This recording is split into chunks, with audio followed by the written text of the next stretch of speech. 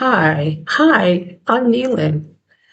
And today we're going to be talking about something every woman over 40 knows all too well about holiday gatherings and the emotional gymnastics that they require.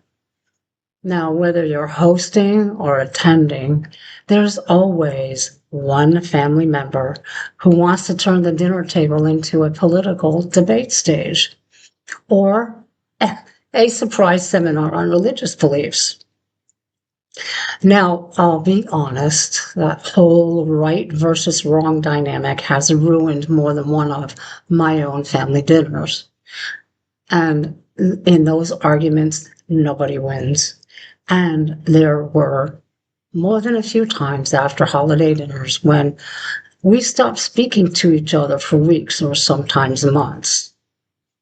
Now, that's exactly what led me to develop these strategies. These are ways to keep the mood festive without sacrificing your own peace.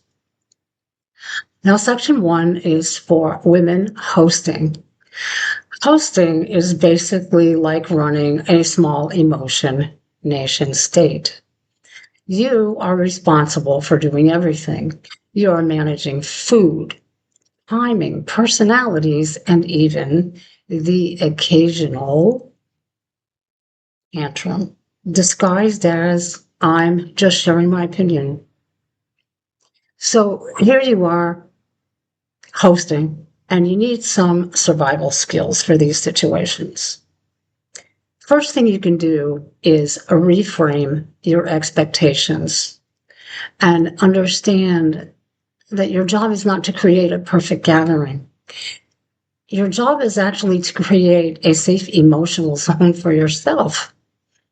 People are responsible for themselves and their own behaviors. You get to be responsible for you. So here's an internal mantra that you might try. I choose peace over proving a point. Now, when politics enter the chat, here's a useful, skillful redirection that is a way for you to look confident and yet remain warm. You could say something like this. I hear that's important to you. And this is a holiday, so let's come back to that another time. Or you could use a gentle, soft boundary that's kind of neutral and say something like, I get what you're saying.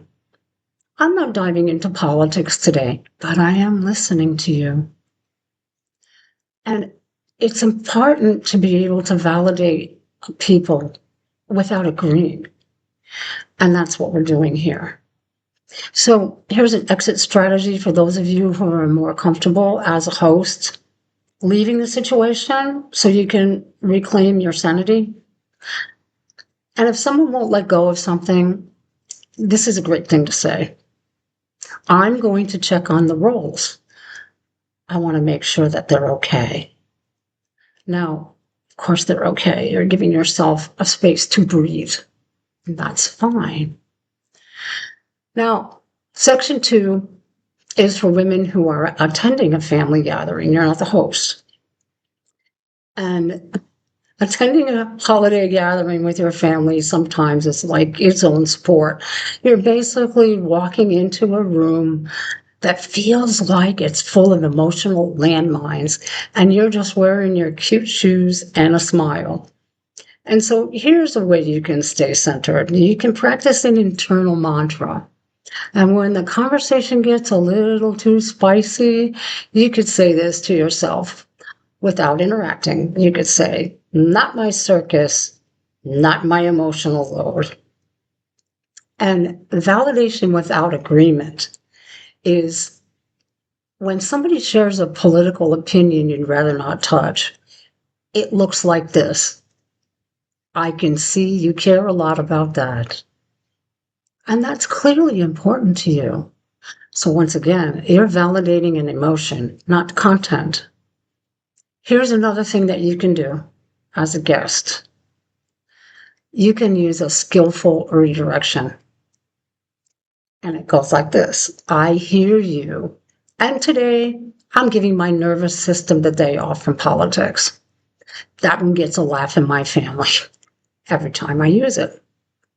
And here's an exit strategy if, once again, you prefer to be able to escape gracefully, to breathe in the corner somewhere or in another room. Say something like this. I'm going to refresh my drink. Anybody want anything? Or I'm going to step outside for some nice fresh air.